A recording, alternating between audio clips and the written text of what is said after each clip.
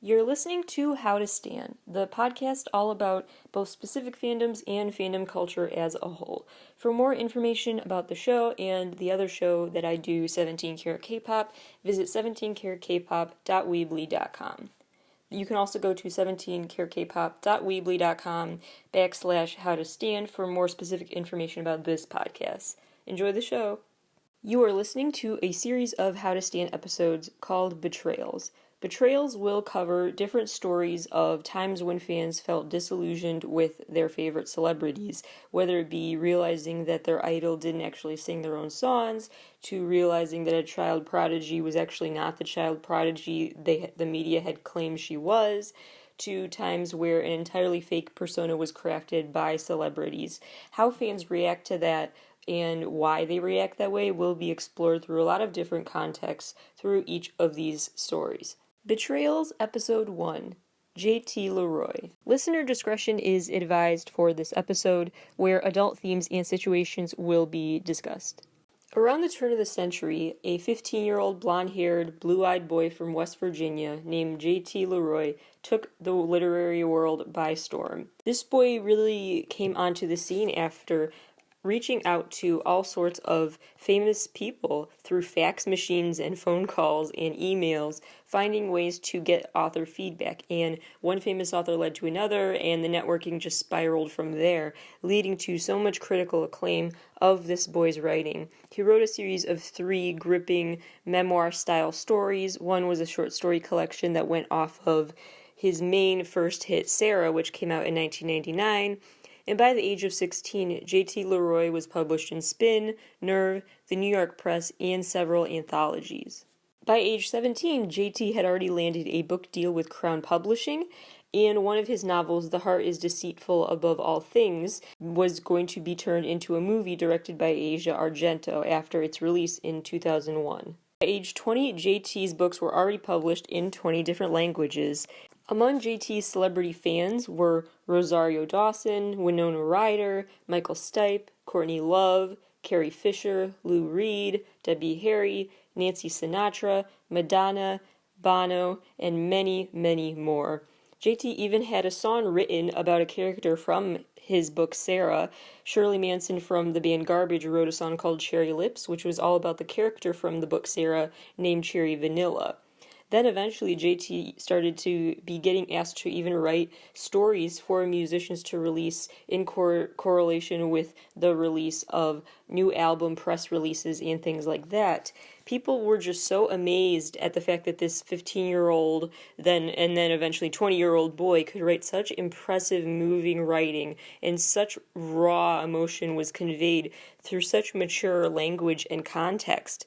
These stories really told a very dark tale of this boy's sad childhood, where essentially his memoirs talk about him getting pimped out by his mother as they traveled across the country. He also wrote about his struggles living with HIV and having addiction issues, suffering with homelessness at points in his life, and overall struggling with his identity and failing to feel like he fit in society.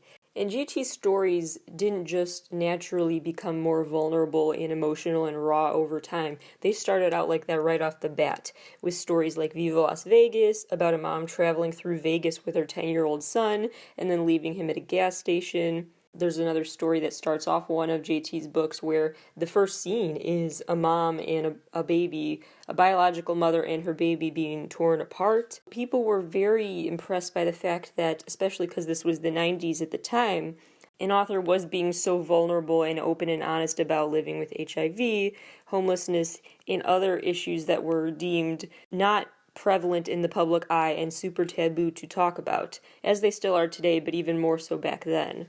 JT did not just capture the love of celebrities, though. JT really developed a worldwide fan base who absolutely loved the books. They really resonated with people. They were a way where they felt like they were heard and seen and validated in terms of their feelings and situations in ways that they hadn't previously. It allowed readers to feel like they could open up to about dealing with those tough times in their lives, to say the least. And they really resonated with and felt like they knew JT. Even though JT never showed himself to the public, that was part of his understandable shyness, his awkwardness in public talking about these things, so he just vented through writing and made no public appearances. So fans still showed their loyalty to JT, though, by meeting up in person and having their own readings and events.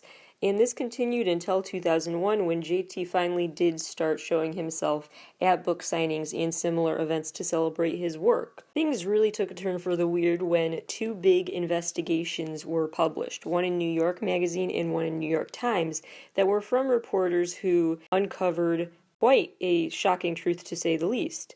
JT Leroy never actually existed.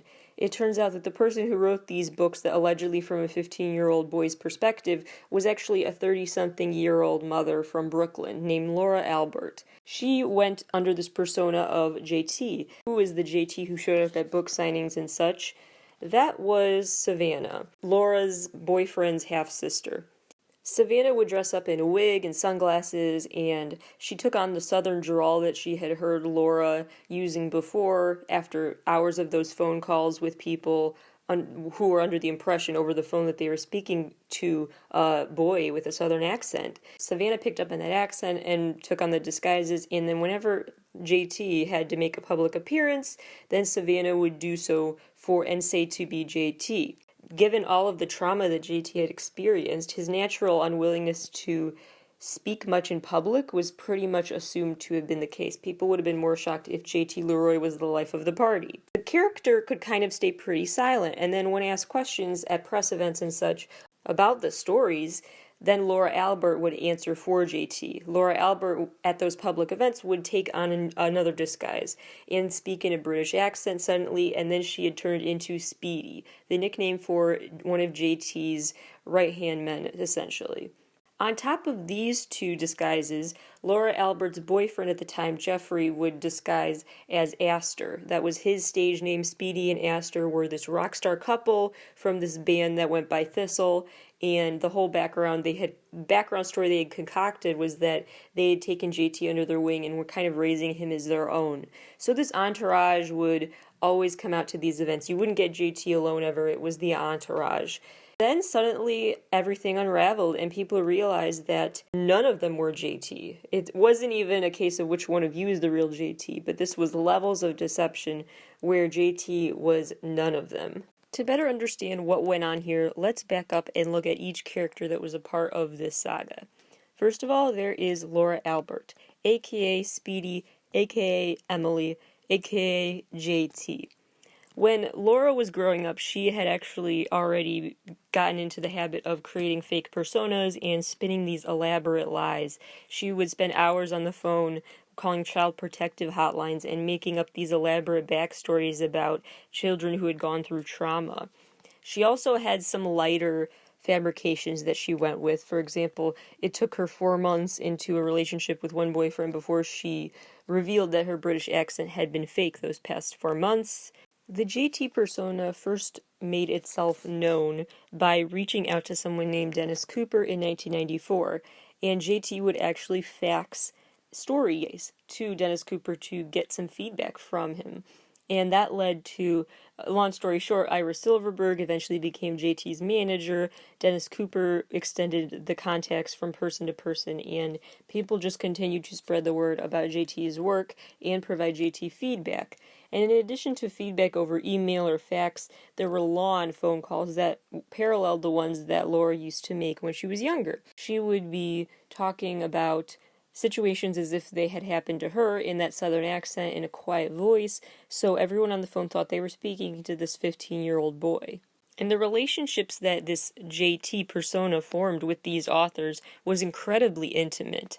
Part of that was because there was the ability to kind of cover for some of the comments that may have crossed the line, because JT had endured a traumatic childhood and in general had grown up really having a hard time understanding the concept of boundaries in relationships with older people.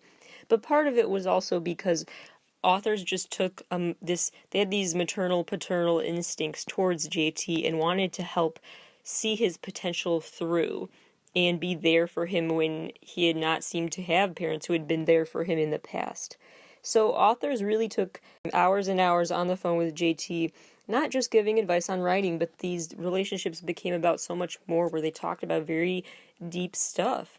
And often these authors felt very compelled to stay on the phone with JT for a long, long time, because JT would say things that were quite concerning to adults, which seemed to be hinting at suicidal thoughts, or just in general scary self-harm related thoughts, that they felt like they needed to walk him off of the ledge metaphorically over the phone, and they never felt like they could hang up first and feel content, like JT's gonna be okay today. There was a lot of emotion that went into these conversations, and hours built into creating this idea in their heads of who they were speaking to on the phone. Dennis commented later on, after all of this was revealed, talking about what it was like to talk to JT for the first time, saying, quote, "When I first knew him, he was 15 and living on the streets. He carried a fax machine wherever he went, and he would plug it into weird places and fax me all the time. For years, I thought he might die any minute. I was always trying to encourage him to write because I didn't know what else to do. And I think people like Mary did the same thing." He was referring to Mary Gateskill there, who also took an interest as JT in both an author and a person, saying, quote, "He's one of the smartest people I've ever talked to in my life. It's an uncanny sort of intelligence, like he can read people without meeting them. I sometimes get this image of him as a glistening gossamer net, moving in response to sound, thought, feeling, any kind of stimulus imaginable." JT, when interviewed once about this relationship with Gateskill, said, quote, "She's the first woman I'd say I ever fell in love with on all sorts of levels. I wouldn't say she's a mom, more like a lover, but a parent for the writing.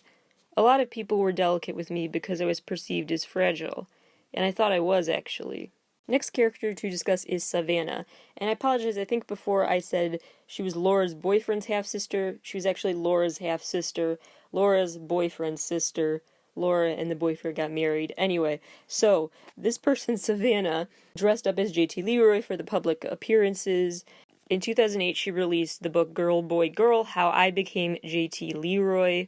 And in the book, she takes a very interesting tone to how she reflects on the experience, not necessarily feeling bad, more so feeling like she should be defensive of what happened in a way, and basically justifying what she did by saying it was an outlet for her. When she became JT, it was actually therapeutic for her. She does not feel so much manipulated by the real JT, Laura Albert. She is willingly complicit in the plan, saying that she really used JT as a way to question her own gender identity and to play around with concepts of masculinity. Albert even soon came to think that Savannah had been growing more physically masculine the more she played JT, meaning just she would grow more facial hair or shave less, or just things like that seemed like, at least according to Laura's account, were actually showing that Savannah really became more and more like JT, and it was harder to separate them over time. And once this had snowballed, there was no turning back. Another key character here is Asia Argento, who directed and starred in a movie from a J.T. Leroy book adaptation, The Heart is Deceitful Above All Things. And after she found out what happened, she was so shell-shocked. She had no idea. As for the appearance, she had been under the impression that JT was a transgender woman, which is a storyline that JT started running with as well over time eventually. That was what they decided would excuse what they felt they had to excuse in terms of the long hair and the outfits and the in general appearance. She thought of herself as a very close friend of JT's and felt so blindsided. She had had long phone conversations with JT, and sometimes JT would refer on those phone calls to wanting to be called Savannah, but then claimed it was not like a slip-up, it was just JT had multiple personalities and wanted sometimes to be called Savannah on the phone by Asia Argento. Laura claims that Asia Argento knew all along what was going on here. She claims that Asia was always in on it and that this is a fake sense of outrage and shock. One more character worth noting here is Dr. Terrence Owens. He is a real doctor. He taught social work at the University of San Francisco and developed a relationship with Laura for many years. There are different stories as to how Dr. Owens stepped into Laura's life. There are some versions of the story that say that Dr. Owens is the one who rescued JT from the streets one day when JT was like 13 or 14, In other versions of the story, one of Laura's alter egos, Emily, was the one to rescue JT from the streets and take JT back to live with Aster and Speedy. There are different versions of what's happening here, but Dr. Owens stepped into the picture years before JT really took off, it sounds like. And his level of knowledge, or lack thereof, of the whole scheme is a bit murky still. How much he truly knew. He really defends what happened here by saying he advised Laura to create something to write through, an avatar. They keep using the word avatar when describing who JT was for her. And that when she would have these therapy sessions with Dr. Owens, she needed some way to step outside of herself in order to truly unpack trauma that she had boxed into herself over time and kept hidden away. And what allowed her to unbox that trauma was pretending to be somebody else. And so she would write from a perspective of a 15-year-old male. She would start writing with the male voice when she was younger. So this was a long-term habit of hers before JT even existed. And their relationship did not exist only through phone and email correspondence. Albert actually used to go to Dr. Owens's lectures at the university where he taught sometimes, just to wait, and then when he was ready after class, she would ask for some in-person feedback on what she was working on. And to this day, Laura Albert still has a relationship with Dr. Owens, which she describes as sacred. There's also one interesting element that may not mean anything, but it's worth noting, is that Dr. Owens works at an adolescent psychiatric inpatient program at St. Mary's Macaulay Institute, and Laura has financially contributed to that institute before. The extent of that contribution and the purpose of it is not clear, but it is an interesting thing to know nonetheless. There were a lot of close calls where this scheme was almost uncovered but wasn't quite yet. For example, there was a time where Savannah, when making an appearance as JT once, said that he was from North Virginia, as opposed to the real story, which said that he was from West Virginia. But people either thought that was a slip of the tongue, or just JT being classic JT and joking around, or just being intentionally throwing people off just to keep their attention. They found that to just be a habit of some authors. There were also times where in public, this entourage would all duck and hide when they saw someone they knew in public and were worried that someone would look way too closely at Savannah and see what was up. They also got into the habit when they took international trips for book promo to instantly rip off all the luggage tags on their stuff the second that they grabbed their bags at the airport. They used fake IDs to get around, although they had to use real passports to travel internationally, but they found a way to keep the JT disguise up all the time. Second of all, before Savannah even stepped into the picture, Laura found ways to get the JT persona out there as people started asking questions, especially as JT's fame rose. So too did the requests from media to include new photos of JT to go with their stories about him. At one time, Laura paid this young boy she saw. She was just looking around for a boy who matched the description she had of JT and found one, so she paid this boy $50 to pretend to be JT for a few minutes when Mary Gateskill wanted to meet in person for the first time. So Mary waited in this restaurant, and when Laura found this boy, she gave him $50 and a bag full of gifts to give Mary. And she said, just run in there, I'll pay you $50, just run in there, mutter under your breath, "Hi, I'm Terminator." That's the T in the JT Terminator. He wrote under the name Terminator sometimes. Anyway, so she was like, just mutter, "Hey, I'm Terminator," drop the bag of gifts, and run out of there looking like shy and head low and everything. That's exactly what he did, and so their meeting lasted less than a minute, and that was it. They paid a young boy to pose for one of JT's book covers, and his identity to this day remains unclear. They also once paid a young girl to pose as JT on the street of pictures that they could include in media stories, so they found ways to pay people even before Savannah officially became the go-to person to look to for the physical appearances of JT. Third variable that was a little interesting at how they pulled this off here, that was a little suspect, is the financial aspect. Some paychecks used to go to this alleged cousin of JT who went by Joanne Albert, which, of course, with the Albert last name, you know that it's someone related to Laura Albert they claim was JT's cousin, but Joanne is actually Laura's sister. So some paychecks were signed to her. Some paychecks also went to Underdog Inc. in Carson City, Nevada. and the president of Underdog Inc. there is Laura's mom, Carolyn. As for the rest of her finances, they were controlled at least somewhat by Ira Silverberg, one of her earliest mentors and agents, essentially. He held on to it and kept control of JT's finances. When asked for more specifics about this arrangement, he told reporters, quote, "None of your business." So JT claimed to have this cousin and didn't really address the Underdog Inc. payments. So what about the rest of JT's friends and family? Well, JT said that his mom and grandma had died, also said that his biological dad was a famous theology writer but refused to say anything more about him, not even his name. JT would refuse to disclose any information, including names of other relatives. Someone did claim to be JT's uncle during one phone call with a reporter, but during that phone call, the uncle just said that he lives in the Midwest and that he worked for the U.S. government in a secret capacity and therefore did not want to say any more to disclose anything that may be confidential. Laura's actual mom, Carolyn, actually has this info online about herself. She's a professional theater critic, so for a living she critiques performances and how much people have put on an act, which I found very interesting.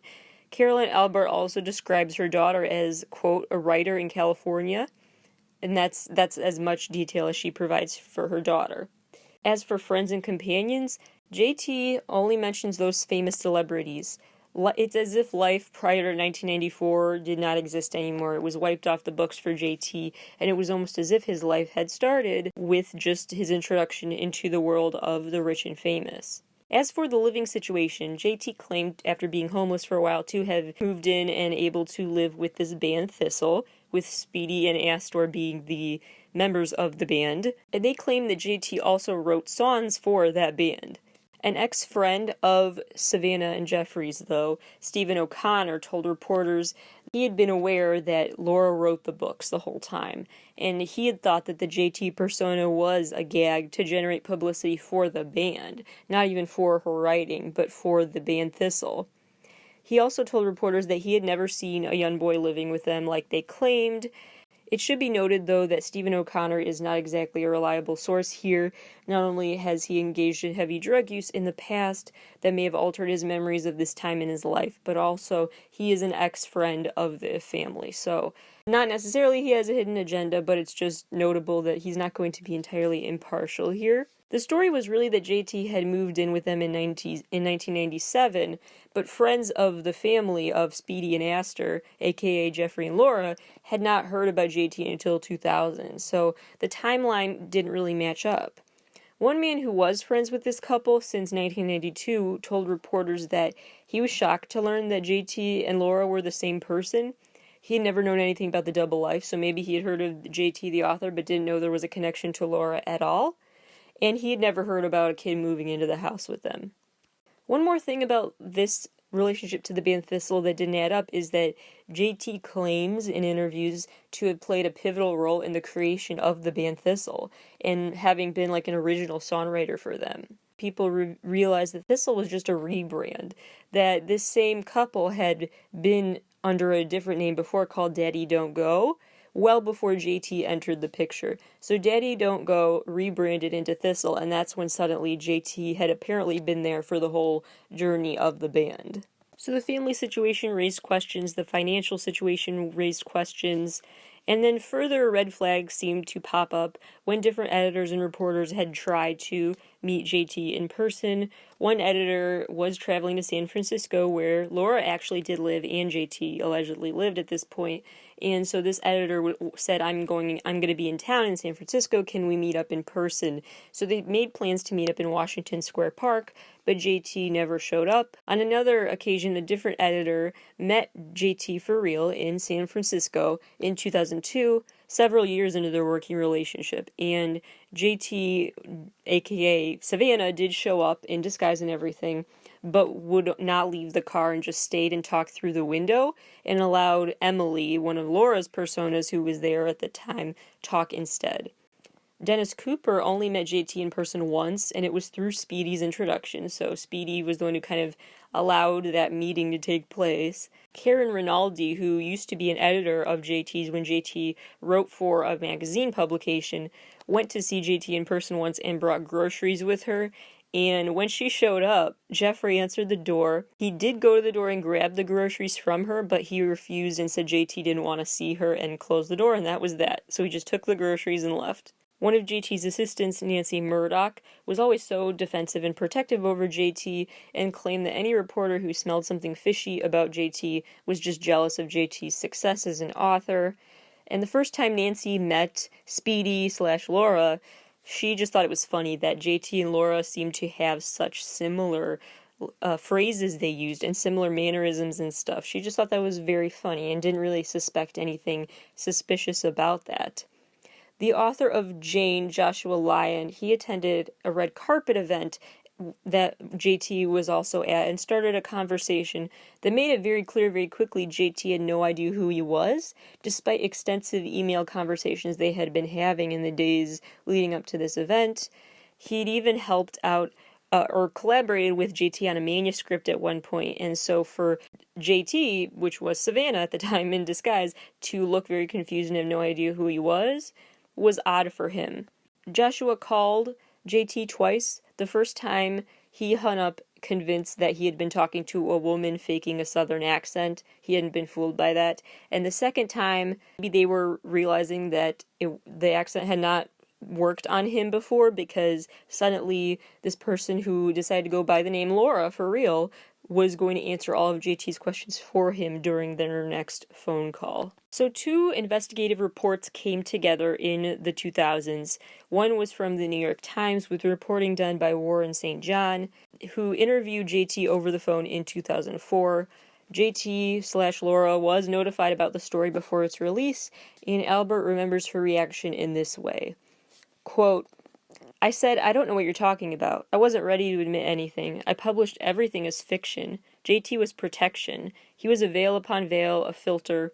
I never saw it as a hoax. It was bizarre when the articles came out to read these impressions of what we were doing. I was holding on for dear life." We're going to revisit that quote in a little bit, but just to get you in the headspace of where Laura was when this scheme started unraveling, she really was quite defensive of what she had done and viewed it as not anything wrong.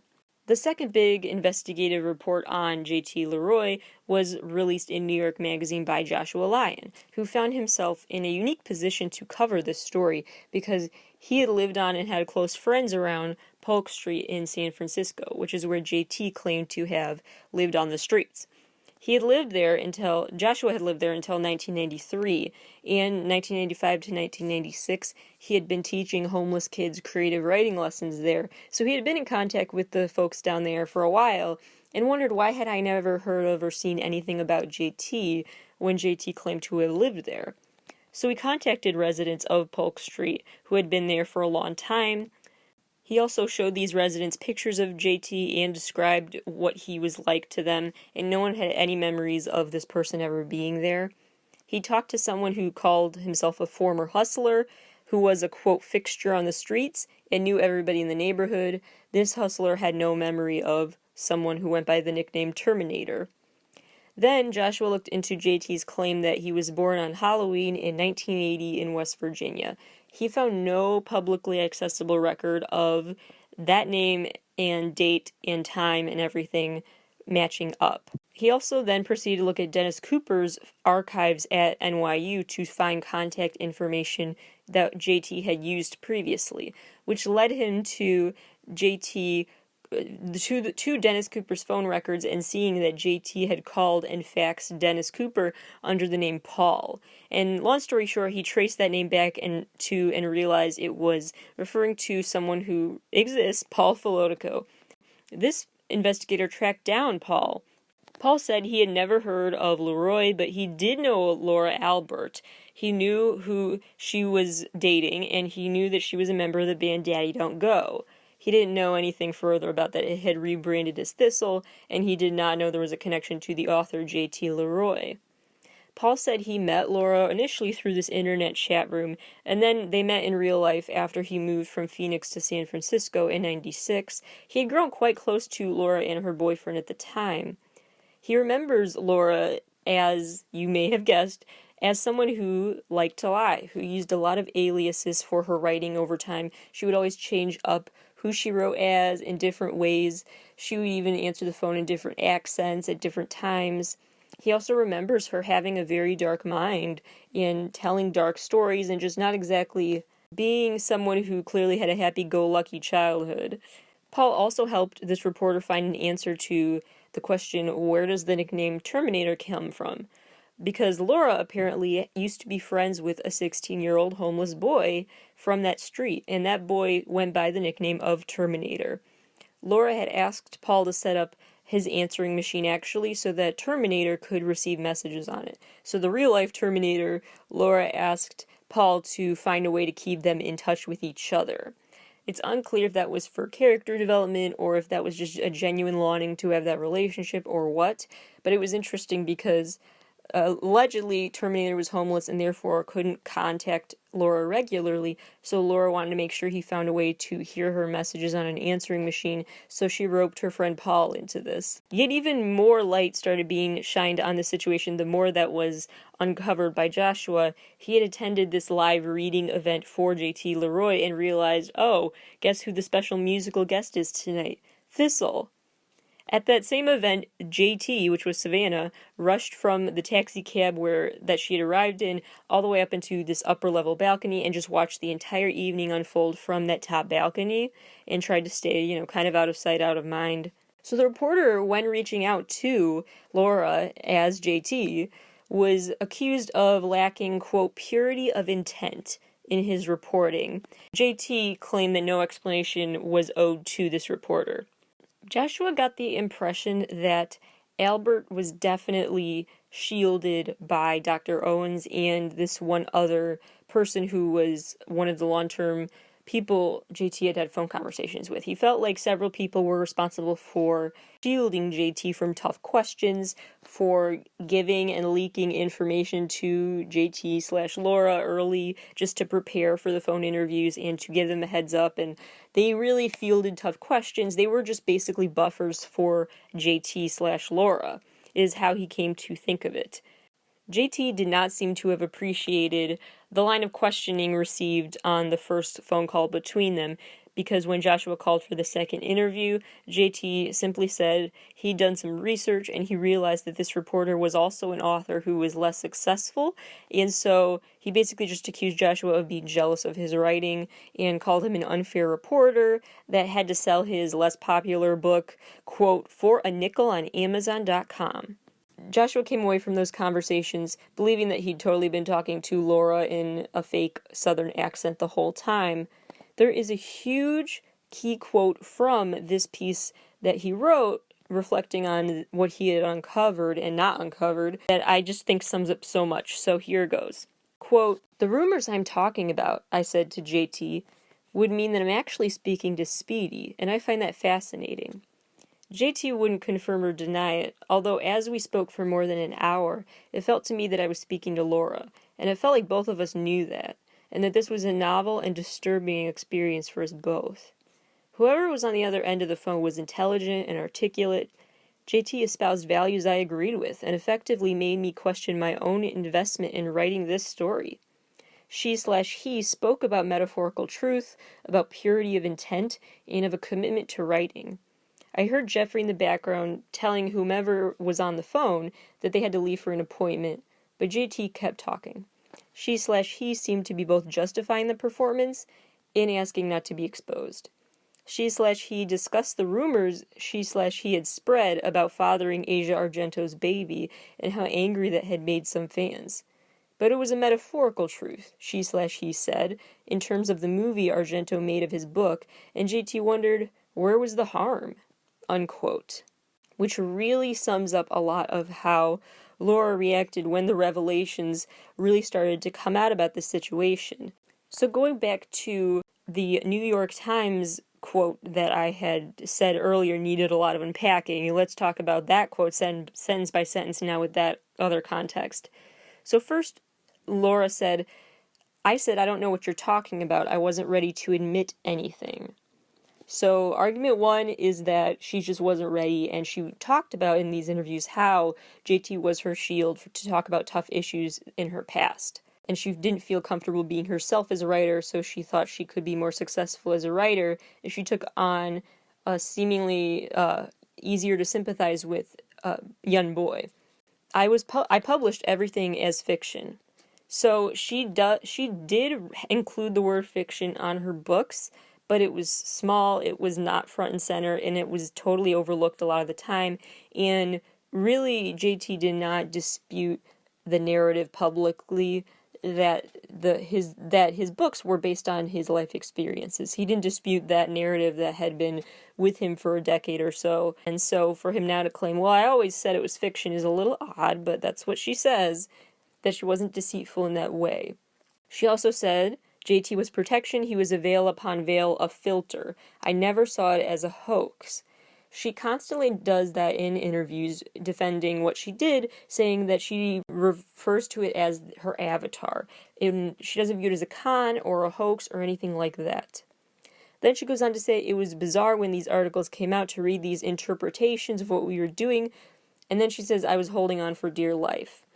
So she really was afraid to let go of the JT persona this time. She had been in too deep, and at some just human level that is understandable, because imagine that you've built up so much admiration, and then you realize that all of the fame and admiration you got was not yours. It was for JT. It was for someone you were not.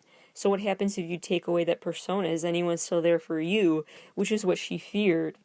But then she seemed to be quite relieved by the fact that the truth had come out, and she calls this event the reveal, or the great reveal of her life. But people were very outraged. Fans felt lied to and betrayed. They felt very manipulated emotionally, financially.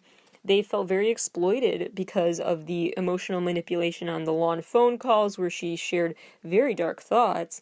They felt manipulated in terms of the time and resources they took into promoting this young boy's work and helping his career blossom to give him a bright future. They just felt very lied to. They also helped skyrocket the speed of her author success as an author, because they gave her connections and helped network at a rapid pace. She also did take material things from people, because every year she would get birthday gifts from fans and admirers, especially because JT went with the narrative that he had never gotten a chance to celebrate his birthday, so people felt bad and they brought him gifts every year. Ira Silverberg, when he found out, what he was particularly upset about is the aspect of the fake HIV diagnosis that JT was running with. He said, quote, "This was such a beautiful story of someone who'd come from nothing, who'd been abused, who was dealing with HIV. You just wanted this person to be well, and I think we really got sucked in. The person was very much a part of that, and this attempt to kind of separate the importance of Leroy's backstory out that she's made is just BS as far as I'm concerned.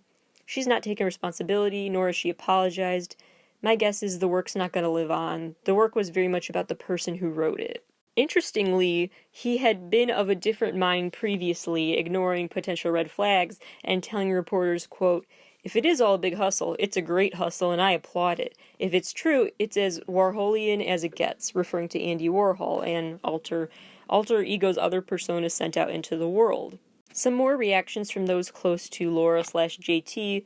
Dennis Cooper said, quote, "I know how much this whole JT thing means to some kids. He's their idol. What makes me angry is they used this, played the whole abuse thing. Kids who really are abused, how shocked they'll be." Cooper had suspicions raised prior to all of the revelations coming to light, because when he did meet JT in person for the first time, something did seem off. JT did not seem like the person he had grown to know over the phone, but he had kind of ignored those red flags because he really just wanted it to be true.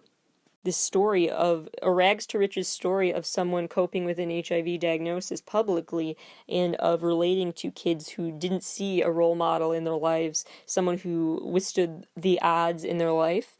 The kids needed that to look up to and to feel like their hero was not the hero that they thought he was. Dennis Cooper just seemed to feel very remorseful for those kids who had been betrayed in this way. One of the authors who struck up a relationship with JT, once hearing the truth, Joelle Rose said, quote, "I loved him in my own way. I always will, even if it is some sick figment of Laura's imagination. I still loved that person who presented himself to me in that light. I have deep mourning for someone who never existed." As for how Savannah reacted to all of this, she seemed to be a bit conflicted. She seemed to enjoy, though, her time in the spotlight.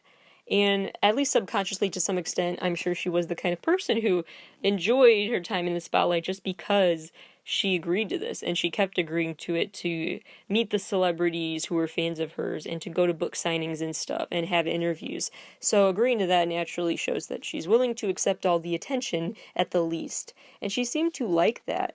And after the hoax was the veil was undone from this hoax, she still wanted to live that life, really, and she would go out and party with Laura when all the truth was out and they still looked like they were having the time of their life. It wasn't like she suddenly felt the need to be ashamed and hide herself from public life. Some famous friends, though, of JT were not disillusioned at all by what had happened. In fact, Smashing Pumpkins lead singer Billy Corgan wrote the foreword to a reissue of the JT book Sarah. And in the foreword, Billy says, quote, "Mark my words, the Terminator is as real as you or I, and that is why what few precious pages we have from his hand through hers ring like sonnets and psalms, and of old gods that took form in the vanished age. Truth is truth and love is love." An interesting choice of words from him. If anything, this identity revelation actually improved Laura Albert's career chances because people really wanted to work with her, and they realized they could now because they could work with an adult on adult content. So David Milch actually met Albert on set of the HBO show Deadwood in 2005, and after learning that she was Leroy, that's when his ears perked up and he asked her to be a writer for the show. And so that continued to happen, and Laura continued to get writing opportunities because people knew that they could bank on someone with such an elaborate backstory. A particular subset of JT's fans who were stunned by this news the most were the members of the LGBTQ plus community. They'd felt so stunned because they saw JT as providing them visibility. JT was a person to provide visibility to often overlooked groups in society. People who don't want to follow the gender binary, people who identify as transgender, or just otherwise feel like their sex and gender do not align in the way that is socially acceptable, and that they want to be more masculine or more feminine in a way that would draw backlash. And so seeing JT defy gender norms was a sign of hope for them.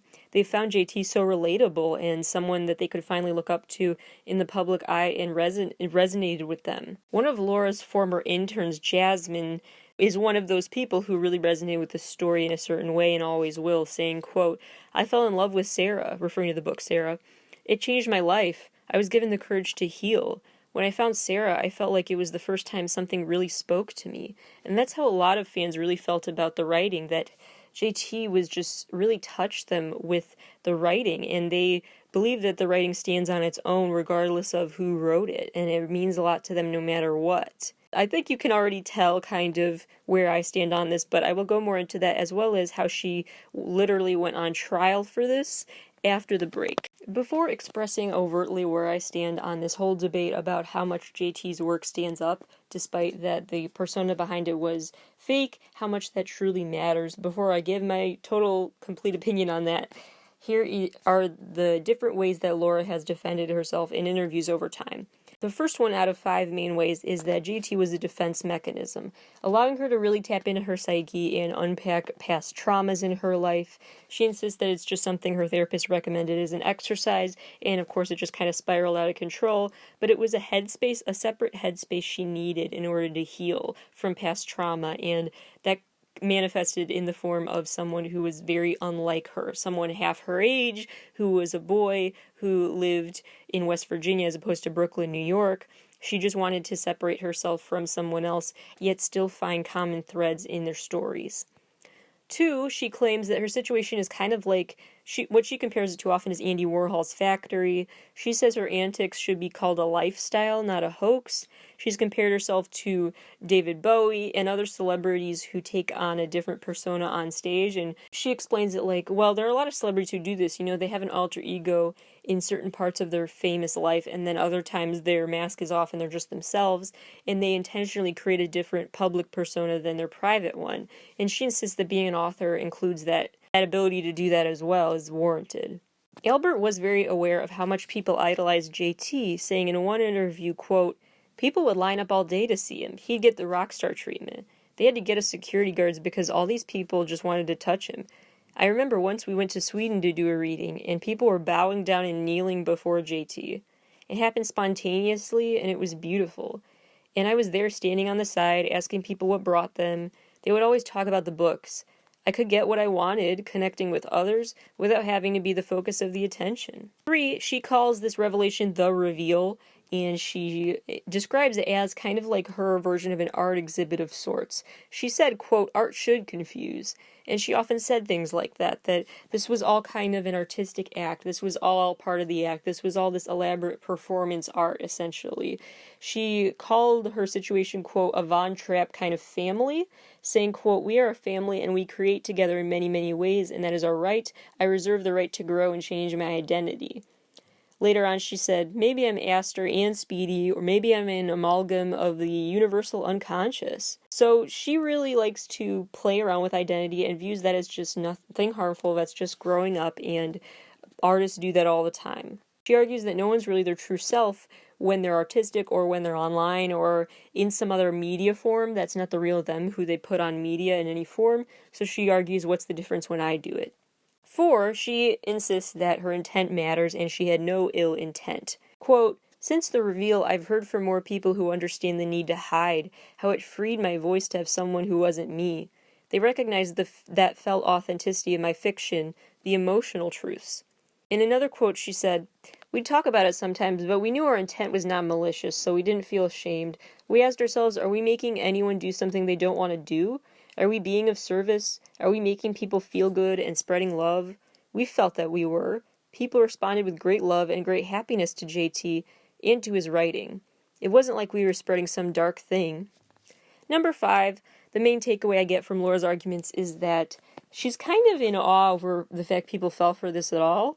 In a way, she's not really so much sympathetic for the victims as kind of getting a kick out of this whole thing and taking it quite lightly. According to Vice, when asked if she regretted anything about this scheme, she just started singing My Way by Frank Sinatra. The lyrics of that song include, "Regrets, I've had a few, but then again, too few to mention." Also in Vice, she said, quote, "A few weeks before," this is actually the reporter of the piece said, quote, "A few weeks before our interview, she direct messaged me on Twitter to ask me to leave an Amazon review on the Leroy book. At the end of our conversation, she grabbed my copy of Harold's End, Leroy's third book, and signed it, even after I told her I would prefer she didn't."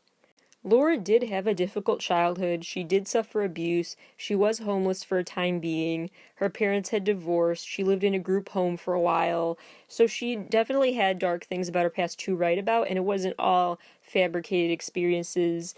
But there were other parts of her dark past that were entirely fabricated, like being pimped out by her parent or having an HIV diagnosis, and those aspects were really drawing a lot of criticism for the fact that she claimed to be a part of communities in their struggles, and she was not.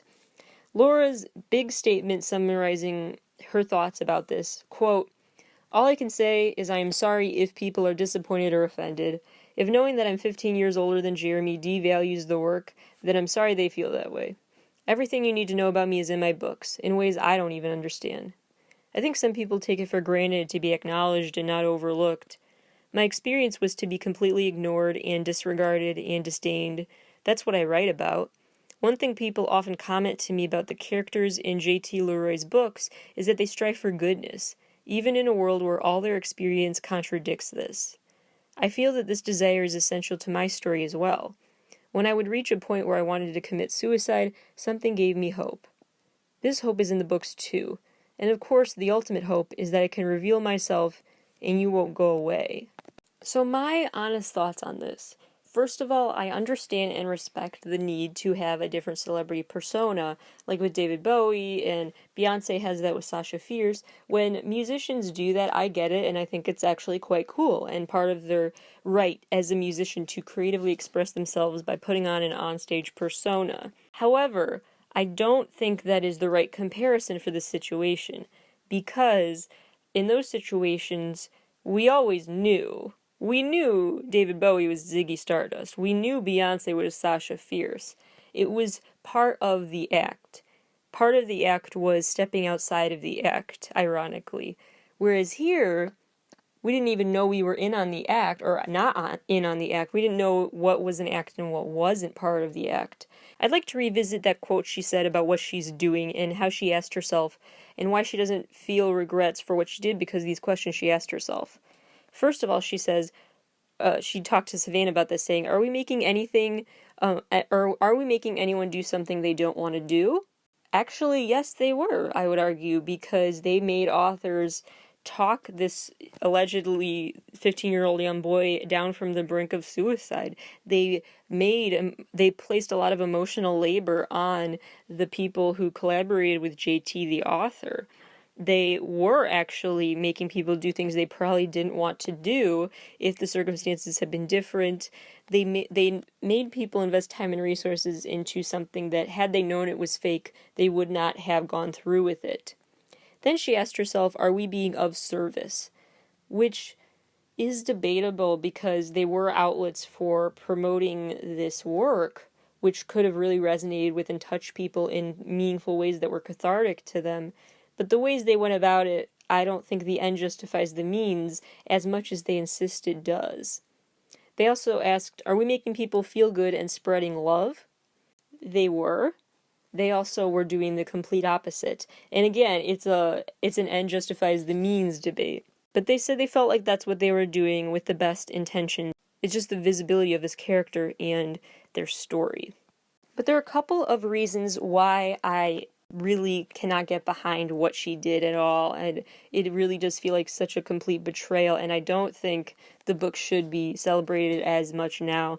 But that is the biggest room for debate, really, is how much we should celebrate and appreciate the great writing of those books, knowing the author's backstory and the lies that built up her career.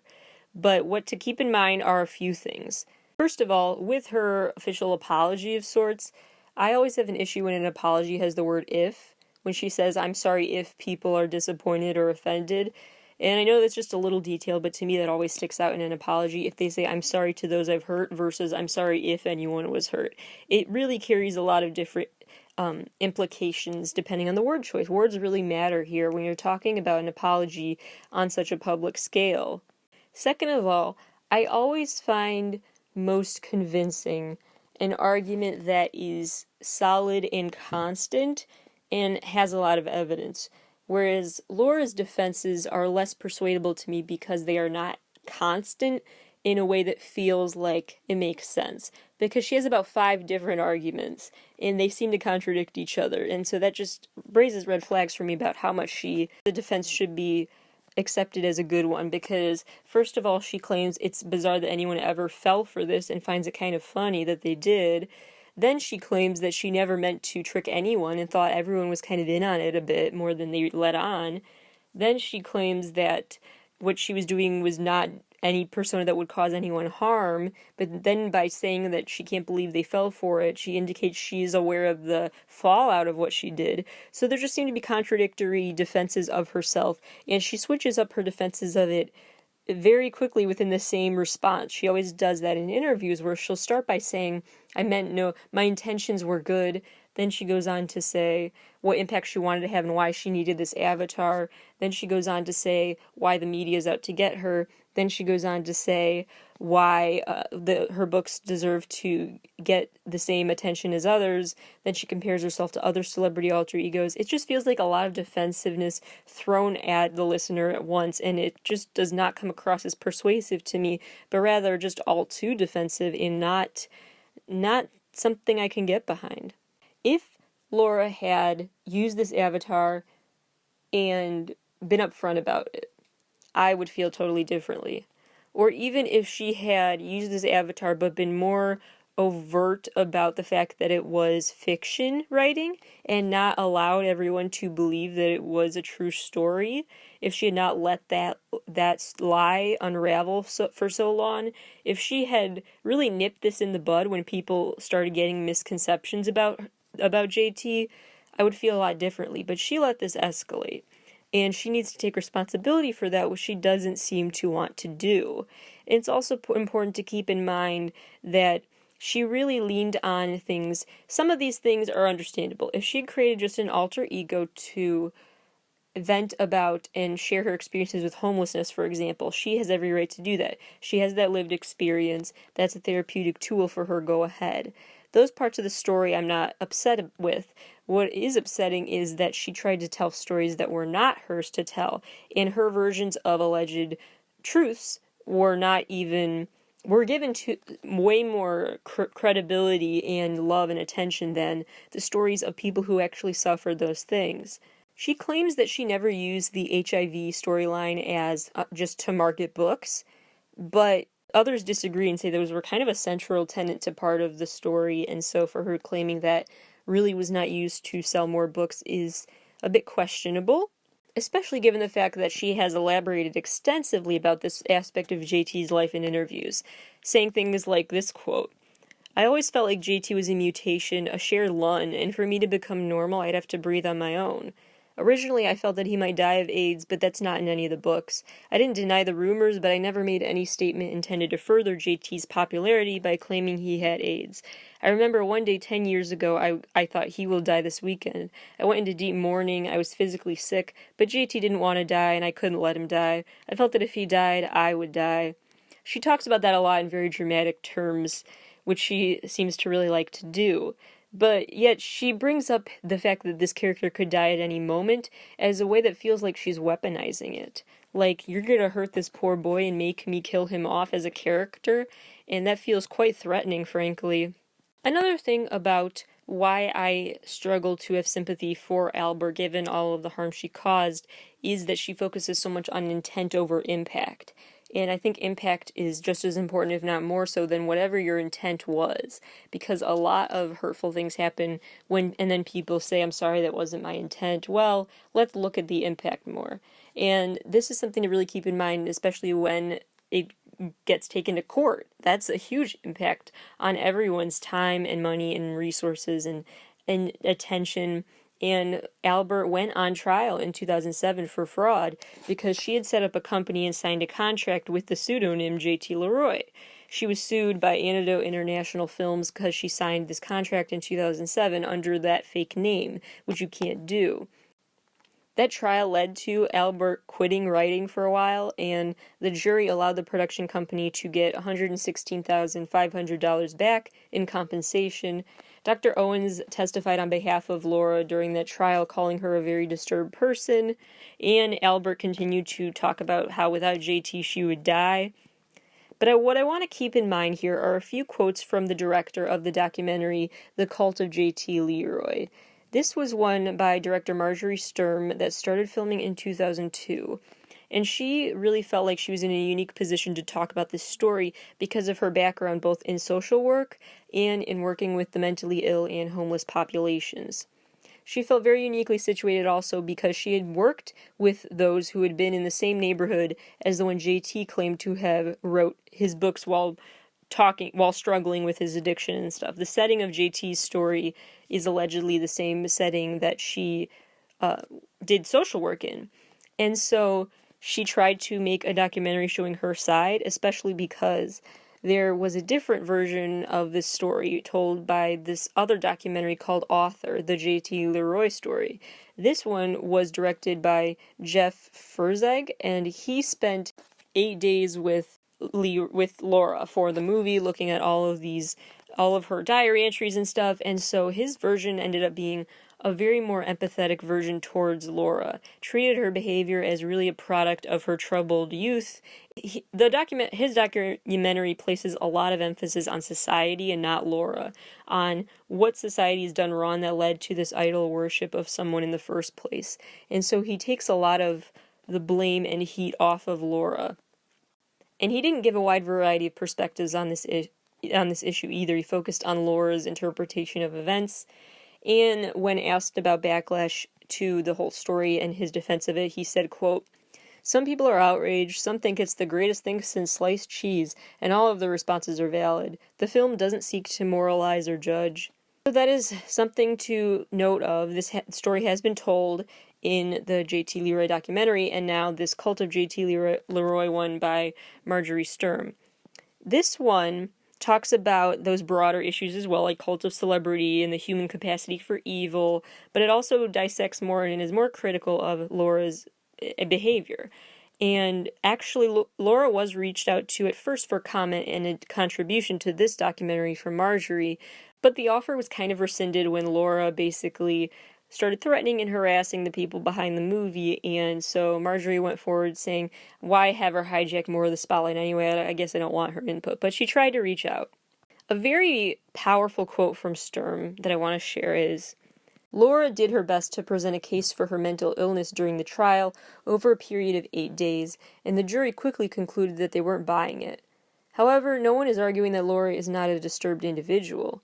And if people choose to have compassion for her, that is their choice, but it doesn't mitigate responsibility for her actions.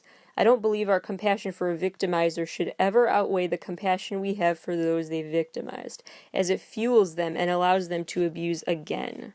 Today, Laura does talk about JT in the past tense, views JT is kind of disconnected more so than ever from her. And her story continues to be brought up, though, because it was most recently told in 2017 in a movie starring Laura Dern and Kristen Stewart.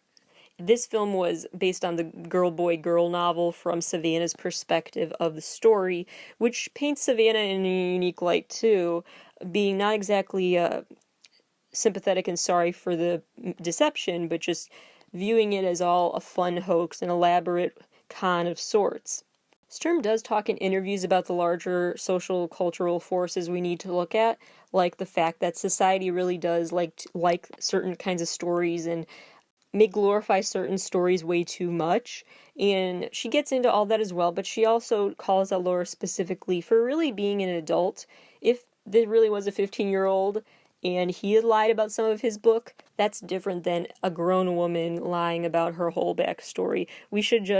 She argues we should judge adult behavior at a different level than a child's misbehavior. She also feels like Laura has shown never any empathy towards those she deceived, and just kind of laughs at them, thinks they're stupid for falling for it. She says, quote, "The line is crossed and problems begin when we market our fiction as nonfiction in order to manipulate and gain sympathy. When we start picking up the phone and pretending to be that fictional character in real time, when our marginalized fictional characters ask for resources, time, money, gifts." There are several larger issues here to discuss. One being that our society does have an issue with what some call trauma porn, which is essentially how certain stories do get quite glorified or glamorized, or just when they are given the Hollywood treatment, suddenly they are viewed as, we need to step back and look at why we're so fascinated by such traumatic stories, and then why our fascination may be feeding into unhealthy desires to turn into movies and TV shows and the like, really painful experiences, and how we turn those into celebrity-filled experiences. Again, it's not about intent. They could have great intentions, but over time, let's look at the impact as well, because when we keep talking about the rags to riches stories, that adds to all these narratives about the people who didn't have the same story, and it puts more blame on them for not having a similar success story, as well as the fact that this personal growth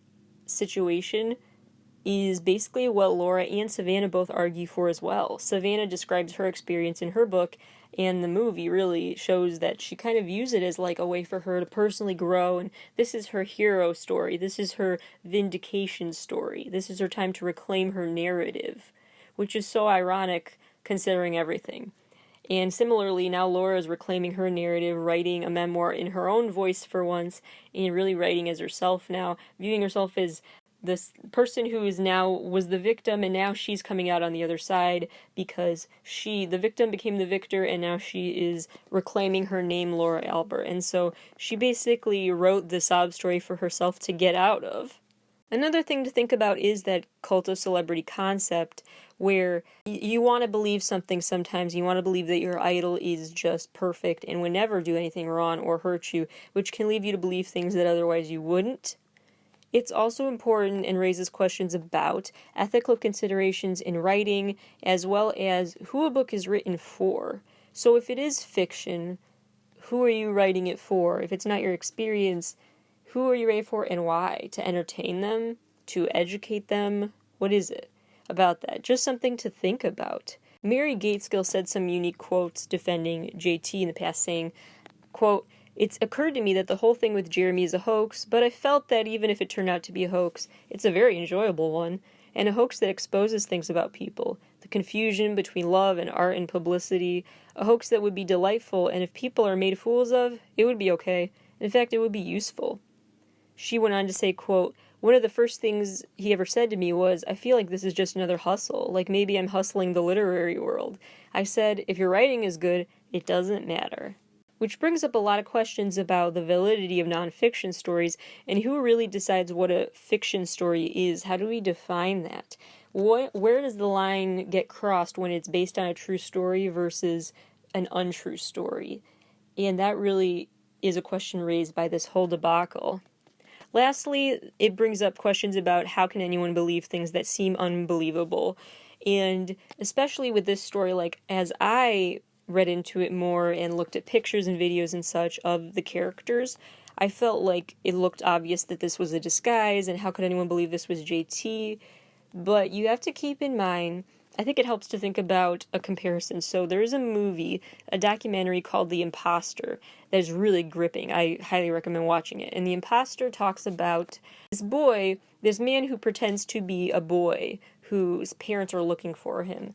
And the parents have been searching for years and can't find him. And then this guy claims to be their long-lost son. And so it's odd at the time because when you see footage and stuff, it's like that guy looked nothing like their son. How did they think that was their son? That looked like a disguise, that was fake. What are they doing? How could they not understand that was their own son? Because they did for a while. They accepted he was their long-lost son. They took him in and raised him for a while before realizing he wasn't their son.